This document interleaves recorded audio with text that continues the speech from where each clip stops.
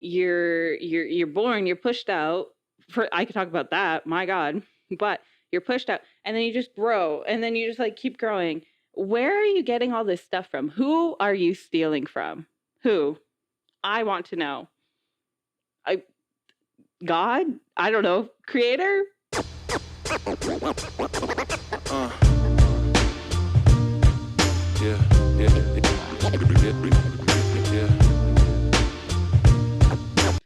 All right, my Neechies, we are actually starting right now. This is going to be a one-take wonder. I sure hope it is, at least. Hi, welcome to the Neechie Mindset Podcast. I am your wonderful host, the deadly, the baddest, the bannockest, Cree Nomad.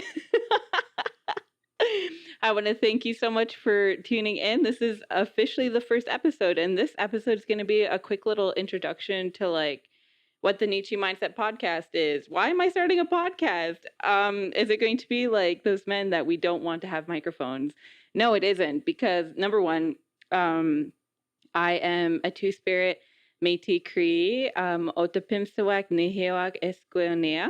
That is, I am a Métis Cree. I present as a woman, but I am two-spirit. But I am kind of doing a little challenge this year, and this is kind of fun, but I've been kind of like presenting more feminine this year to kind of heal that feminine side, because I feel like it's been hurt a lot, honestly, just growing up, but we can get into that later. And maybe but for now, I just want to welcome you to this podcast. I got to keep on track, my God, already. Yeah, welcome to the podcast. I am so happy you are here. You're here with me. We're gonna have fun. We're going to learn, we're going to laugh, we're going to live. Live, laugh, love. Yeah, so let's jump into it. Introducing me, Tanse, Brittany Supernal Nitsi Kassen. Amaskuchi Sky Gun Ochania Maga Kiwatanok, East Prairie Métis Settlement, Gayate Ochania. Hi, my name is Brittany Supernal, and if you don't know, that was Cree. That was me breaking out a little Cree. If my pronunciation's weird, just lie to me, please. I've been working on my introduction for like years, and every time like I talk to about it like with my dad and whatever, and like just kind of like fine tuning it and everything, he just does that. Like, I don't know if it's like a dad thing or if it's like a Cree thing or like a Métis Cree thing, but he's just like, like he doesn't give any feedback. Like, what if I'm butchering the pronunciation? You got to let me know, okay? I want my ancestors to know, like that I'm trying. I don't know. However, I also am a baby at heart. So if I am doing it wrong, just be kind. But yeah, anyways, back to my introduction. My name is Brittany. Supernault is a French name, apparently. Apparently a common Métis name, maybe, I don't know. But it's Supernal, it's French. That's not my actual family's last name. My family's last name actually is Kisik Papamatu, which means Skywalker. First of all, I was made to be a nerd. I was obviously born and bred to be a nerd. Oh, I'm not allowed to swear. I was born and bred to be a nerd, obviously, if my last name's Skywalker. But the real reason wasn't because of like we were, like in a symphony or an opera in space. That's not why my family's name's Kisik Papamatu. It was because my ancestors were like 7 feet tall. They were so freaking tall. Like, and I've seen pictures of like my great grandmother and everything. And my God, the house she's standing next to doesn't look like it's 2 stories. Let me tell you, it looks like it's a 1-story house because she's so tall. And I don't know where that went. I don't know what happened in the bloodline, but I am definitely not 7 feet tall. For most of my life, I've thought I was tall, but that's because, as you know, AFAB folks, so assigned female at birth folks, tend to have like their heights. They hit their top height a lot faster than a MAB. Yes, AMAB, assigned male at birth. AMAB folks, because I don't know why. Actually, I don't know why I was going to explain that to you. I actually have no idea. Like, all of this is magic. The fact, and can we just like think about this too? Like, when you're born, when you're created, it's just like, you know what happens. I don't need to explain the birds and the bees to you. But the fact that that is like a little thing that we can't even like see happening. And then it's like a cell. And then it just multiplies and multiplies and multiplies again and again and again. And matter is not created, nor is it destroyed. So where do we come from? What matter are we stealing from? Obviously our mother, because, you know, like our mothers were the ones literally growing us, our fingernails, our fingers, everything. Oh God. But also, like, how do we keep growing? If matter is neither created nor destroyed, where are we getting it? Like, how? And also, when we're born, like, is that all the skin we're gonna have? Like, how do we grow into? Because, like, can you imagine all of my skin on a baby? There would be so much excess skin. So, like, like, how does this work? Honestly, think about it.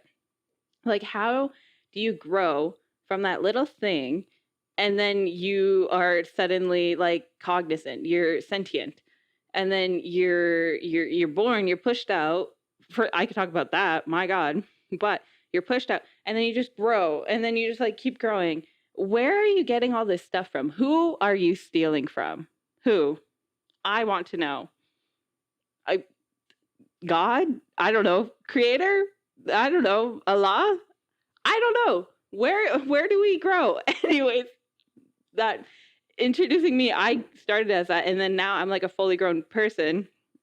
And oh, right, I was tall. I was like, why was I talking about that? Anyways, but if someone can tell me that actually, before we put a pin in that, can someone tell me or explain to me how that happens? Like, how do we just keep growing and then we just get bigger? But like, how? Like, where does it come from? Like food? I don't know. Like, how do we just keep multiplying and growing? And how does our body know when to stop? See, that is a question we need to be answering, not like figuring out AI robots. We need to be figuring out how are humans made? How do they grow? What happens? What kind of freak thought of this? I also, like, if you believe in a creator, my goodness. Anyways, I used to think I was really tall. And it was because I'm AFAB, and we hit like our growth spurt pretty early on. And I was taller than like every other person in my class, you know. I was like 5 foot something, I don't know. And then I think I hit my limit in grade 12. Like, I don't think I've grown much since grade 12. We actually keep track at my family. At my mom's trailer, we keep track. And I don't think I've grown since like 2012, which was like, how long ago is that? That's like 12 years ago. Oh my God. Anyways, I can't think about that right now. I was tall. And so I just kept thinking I was tall, even though I was literally witnessing everyone else around me grow much taller than me. But in my head, I'm still tall because, you know, I was always the bigger one. And that's like an attitude I still carry with me. And I'm so surprised because I'll see someone and they're tall. They're like 5'8", 5'9". They're like 5'12". Wait, that's 6 foot. They're like 6 foot. And I'm just like, oh yeah, we're the same height. We're not the same height, actually. I don't know why, but like in my head, I'm 6 foot tall. Like, I should be an NBA player. Wait, how tall are NBA players? Anyways, sidetrack. But anyways, so I've had this attitude that I'm tall, but it wasn't until I went to the doctors when I was like 20 or something like that. And the doctor, and I was like, oh yeah, like I'm pretty tall. And he's like, what? And I was like, I'm tall. And he's like, babe, no. Like, obviously he didn't call me babe, but he was like, really?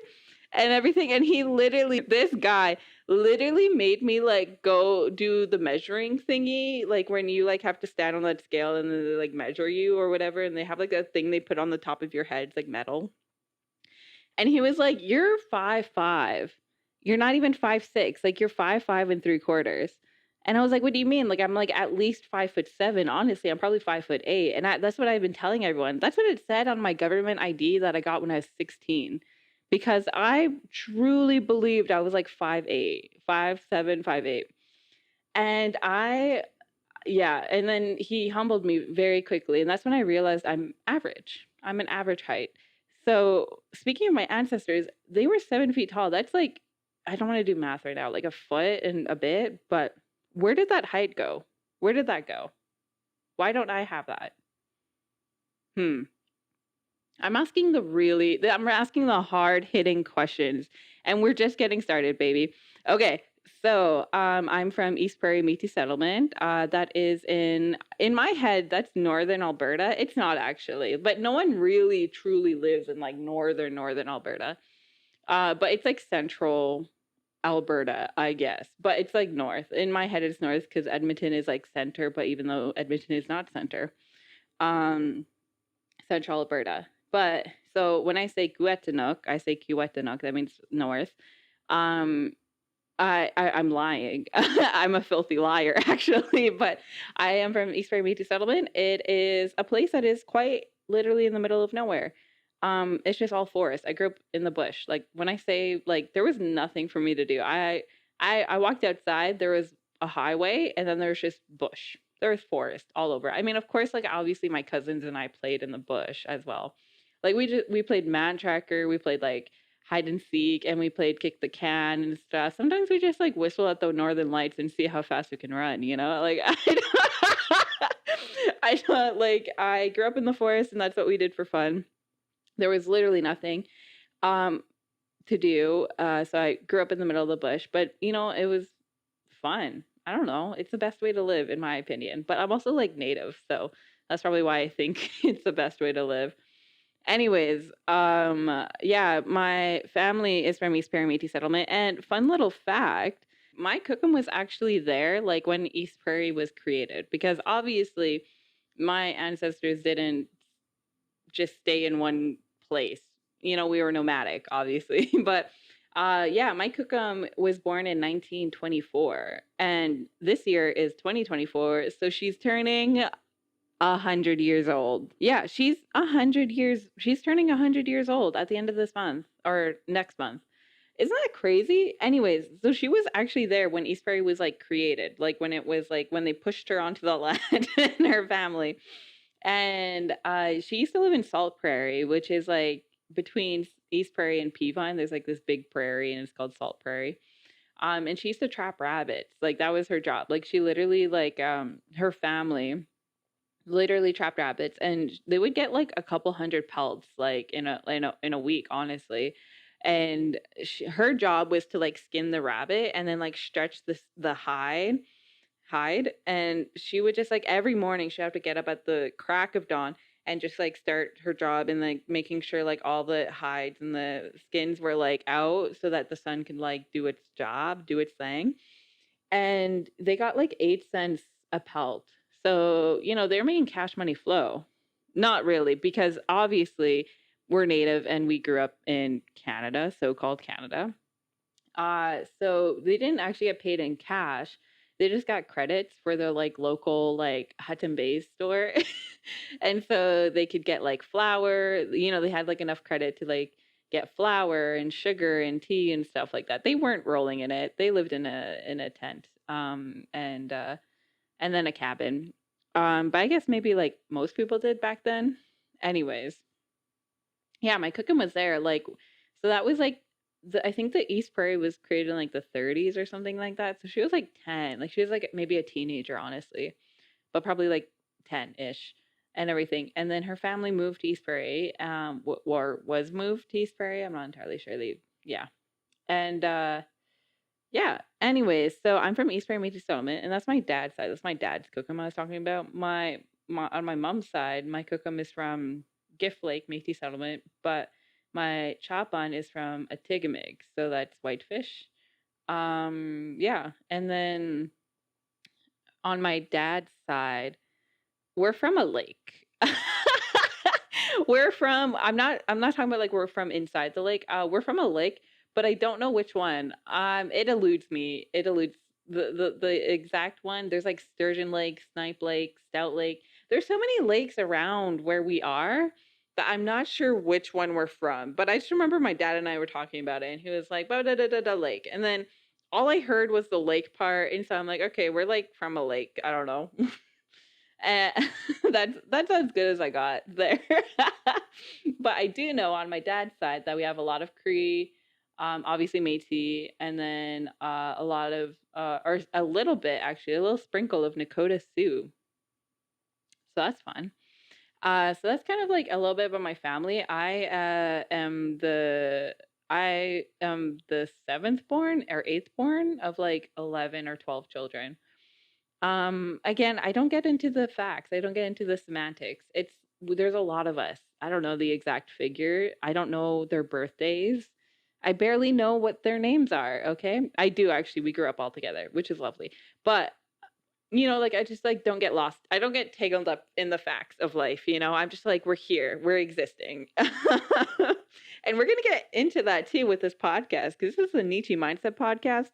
And I didn't get Kiyam tattooed on me in syllabics for nothing, So I have like 11 or 12 siblings. And I'm kind of like in the middle of that. However, I got the best of all worlds when I was growing up. Like, so in my mom's household, I was the oldest. And so my mom like kind of raised like a bit of us, some of us. And I was the oldest for like a couple years. So I like helped raise my baby sister, like my baby girl, that's my baby. So I was kind of like in that role. But then in the set of my like mom and dad's kids, I'm the baby. I'm my dad's baby. So I got the baby treatment. And however, in the grand scheme of all the kids combined, I am the middle. So I got the best of both worlds. I had the debilitating obligation of raising younger siblings. I had the princess treatment of getting away with everything in the baby treatment, being the baby, being the youngest. And I also was forgotten as a middle child. So a wonderful life. And that's all of that. And that's me. And that's my family. And that's what you need to know about me. And maybe that explains some things about me. If it does, I would love to know. Literally, like, does that explain about why I'm literally creating a podcast right now? I don't know. Okay. So that's a little bit about me. Well, I guess it's like my community, my family. Now let's talk about me. My favorite color is green. As you'll see, I wear a lot of green. My favorite movies right now, I am deeply obsessed with The Hobbit. I have dressed up as Bilbo Baggins in the last 2 months, like 3 times. I kid you not, 3 different occasions. I threw a Hobbit party on September 22nd, which is the fall equinox. And usually, like we're native, so we celebrate it and we like do something at least.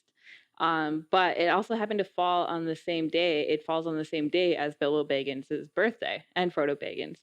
And so I had a little Hobbit party and it was wonderful. And I made everyone dress up and I had so much fun, obviously. Yeah, I'm really into The Hobbit. What are some things that I'm doing? Oh my God, I just remembered that I signed up for a Cree class. Okay, so I'm learning Cree. I'm trying to anyways. If I ever remember to actually go to class, my goodness, I need to remember to do that. So I want to learn Cree. I love language learning and I'm also learning how to read Greek. I love Greece. I have some friends who are Greek and live in Greece and I love going to visit them.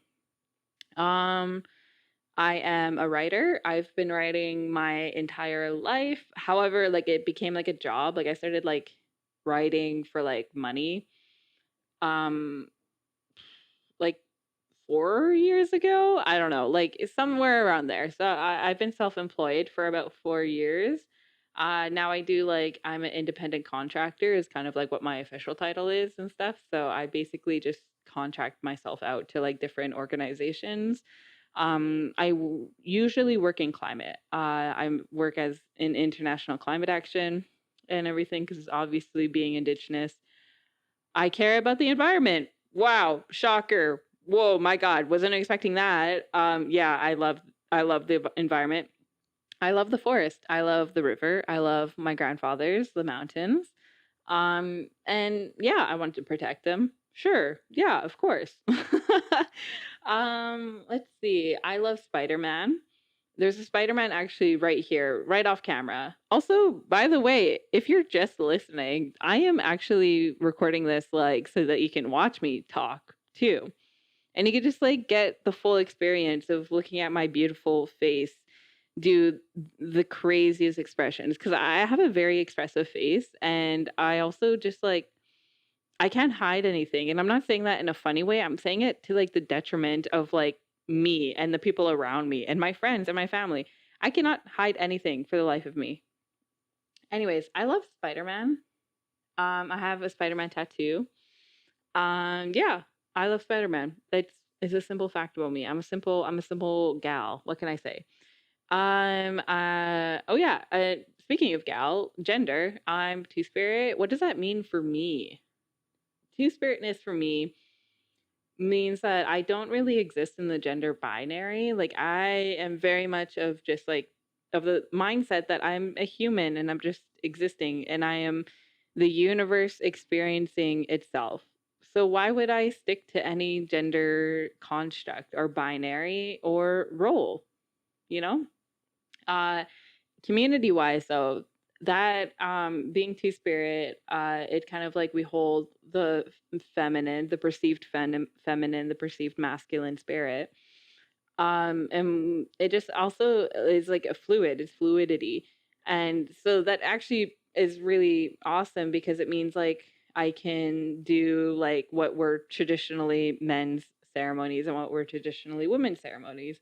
Like I can operate within both. And yeah, my family was is obviously very accepting of that, and I'm very blessed in that. And I never really had to like come out to them. I think they just knew that I was number one, I was strange.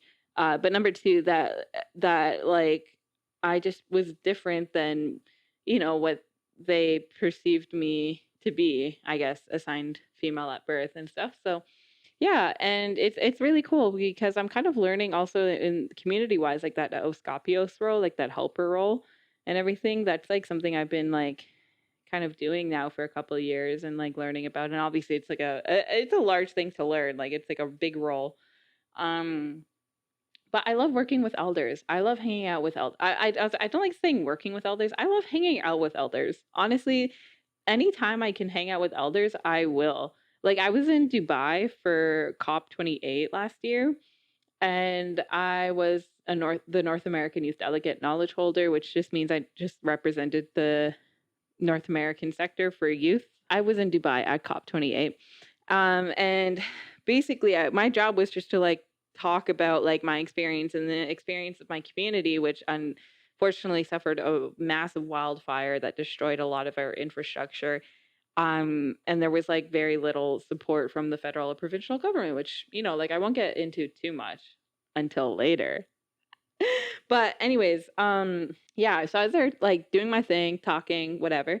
However, I didn't know, but there's so many indigenous elders there. There is so many like elders from all different like nations, and it was so cool.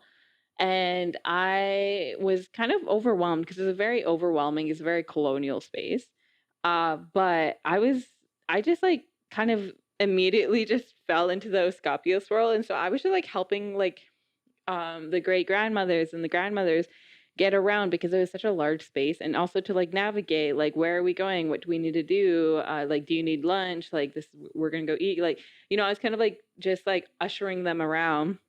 But I also just got to hang out with them, and they have so much knowledge to share. Our elders are the pillars of our community, and it's so important that we actually just shut up and listen. It's so important that we just be quiet and not have to like hear ourselves talk. I mean, this is big coming from someone who's making a podcast and it's just me talking.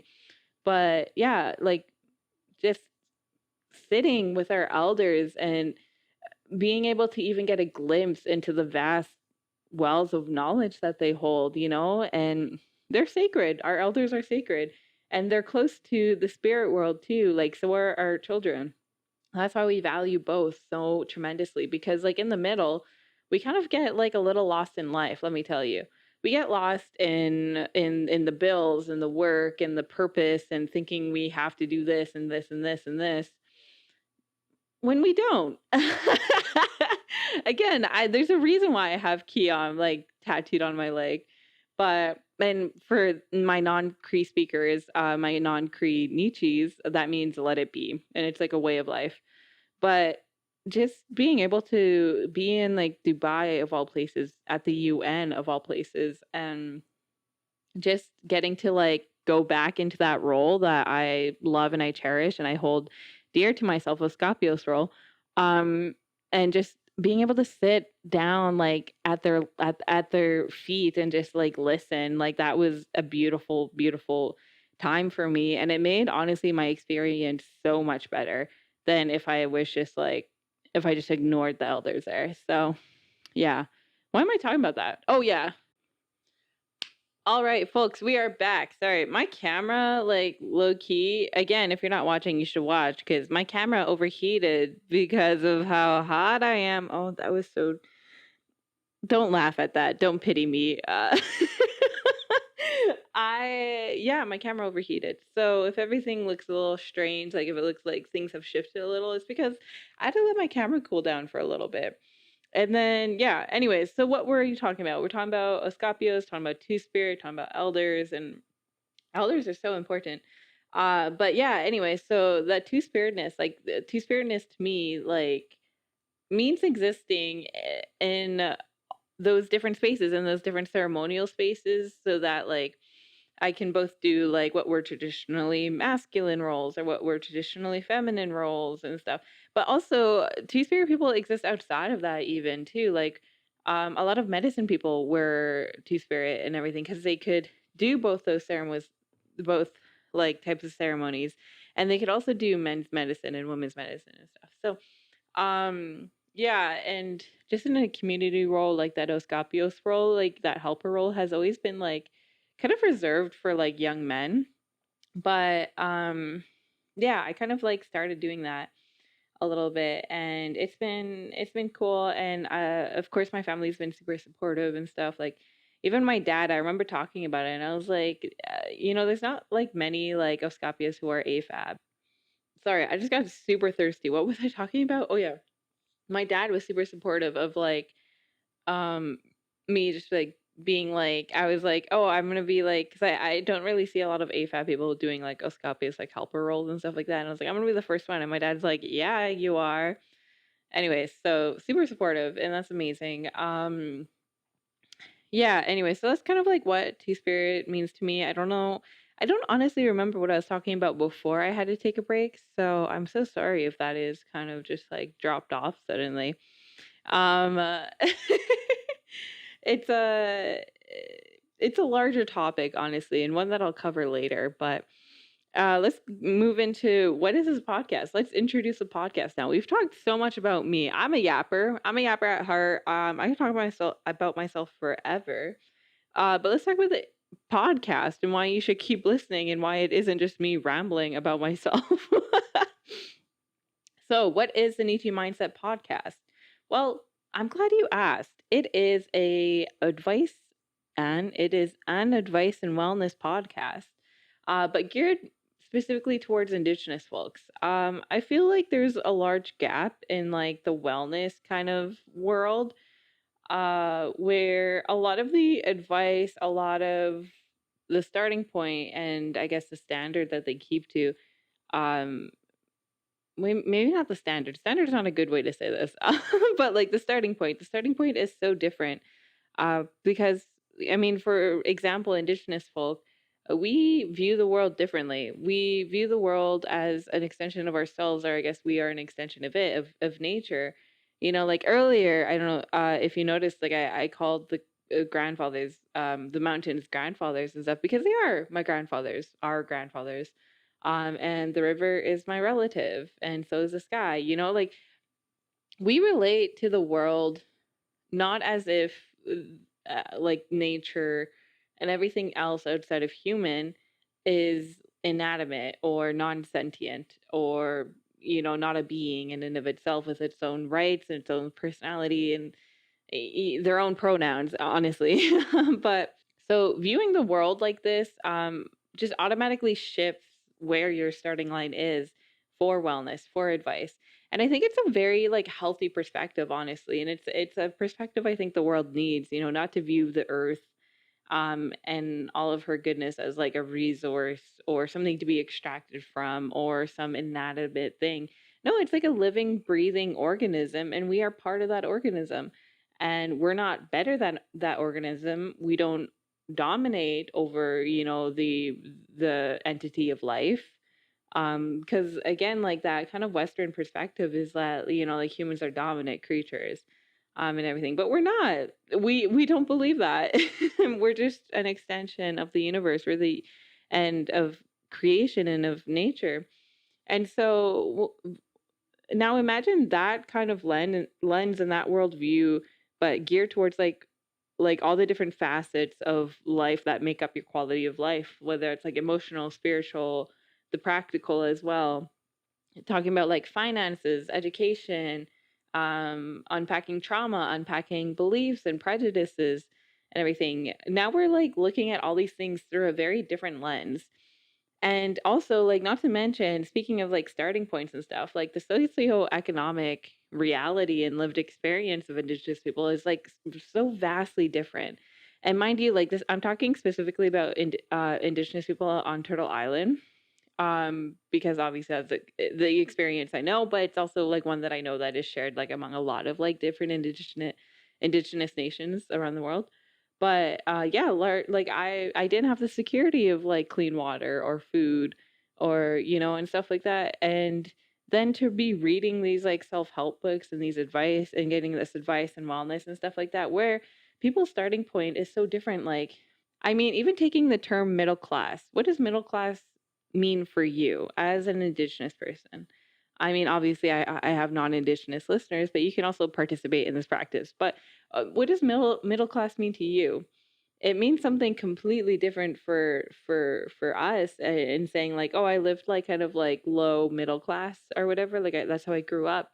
To some people, that just means you didn't get like the newest clothing or the newest like electronics or the games or anything like that.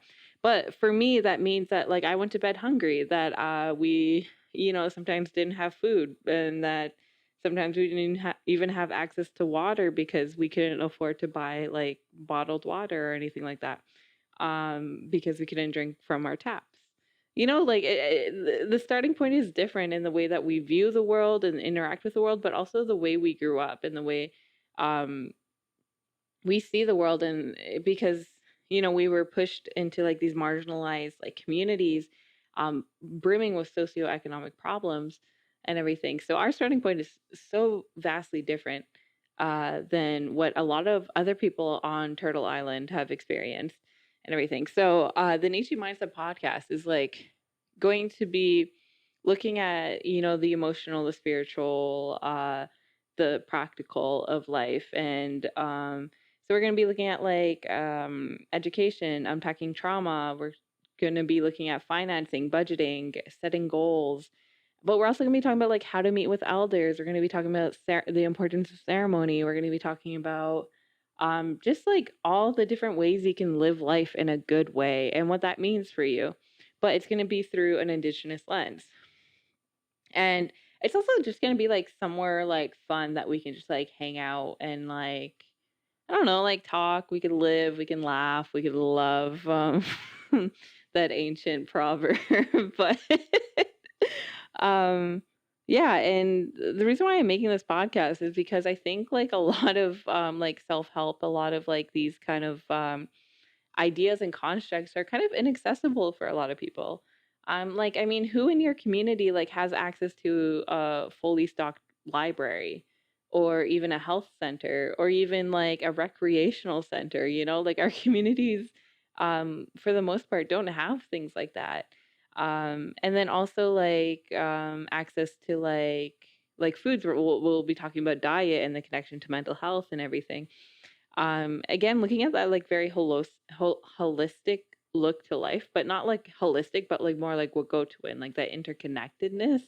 So why am I making this podcast? I think there's a gap for advice and wellness. And I think that Indigenous people also just like have such an interesting perspective. Like we're cool, you know, and we're fun, and we have a wonderful way to look at the world. And we also have some, trauma, like intergenerational trauma, and like these painful legacies too that have been kind of pushed onto us by like colonialism, and everything. So I think this podcast would be like a great resource for people to like listen, to learn, and to laugh.